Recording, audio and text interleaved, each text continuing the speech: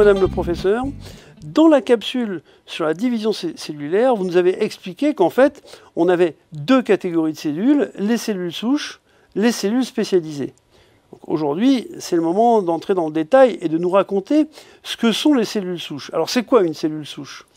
Alors, une cellule souche, c'est une cellule qui, effectivement, n'a pas encore acquis de spécialisation. Donc, c'est une cellule que l'on dit indifférenciée et qui a le potentiel de se transformer en n'importe quelle cellule spécialisée. Et quelle est la différence? C'est juste le fait qu'il y en a une qui est un peu une cellule mère et l'autre qui ne sert qu'à fabriquer un organe? Alors, les cellules souches, en fait, ce sont des réservoirs de cellules qui vont permettre effectivement de fabriquer les organes en évoluant en cellules spécialisées. Donc, les cellules souches, au départ, on a la toute première cellule souche, c'est la cellule œuf, ah oui, oui. Qui est issue donc de la fécondation d'un ovule par un spermatozoïde. Cette cellule-là, elle va se diviser, donc pour donner des cellules souches de plus en plus nombreuses qui constituent l'embryon. Et puis ensuite, ça va évoluer dans le temps pour constituer le fœtus, puis le bébé, puis l'adulte. D'accord. Et alors, est-ce que ça veut dire qu'on a tout du long, on a des cellules souches ou progressivement, elles changent de nature et elles deviennent des cellules spécialisées? En fait, il y a les deux qui se produisent. On a effectivement les cellules souches dans l'embryon qui se multiplient, qui deviennent de plus en plus nombreuses. Certaines d'entre elles vont rentrer dans le processus de spécialisation pour devenir des cellules spécialisées et d'autres vont rester cellules souches. Tant qu'on est chez l'embryon et chez le fœtus, on appelle ça des cellules souches embryonnaires.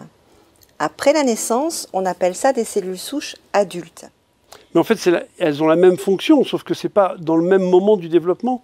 Oui, elles ont la même fonction avec une petite nuance, c'est qu'une cellule souche embryonnaire, au tout début, quand elles sont 12 ou 16, si vous en prenez une, elle a le potentiel de reformer un embryon, puis un fœtus, puis un enfant, alors que quand on avance dans le temps, les cellules souches, par exemple adultes, ne peuvent pas redonner un embryon, puis un fœtus, puis un adulte.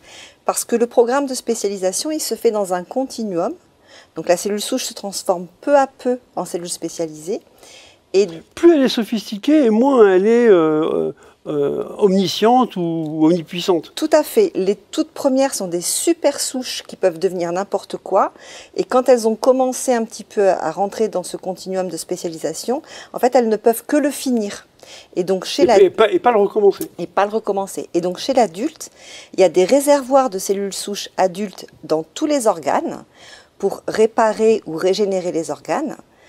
Et ces cellules souches-là ne peuvent donner que les cellules de l'organe. Par exemple, dans le cerveau, il y a un réservoir de cellules souches neuronales qui permet de refabriquer des neurones quand certains meurent. Mais pas tout le cerveau. Mais pas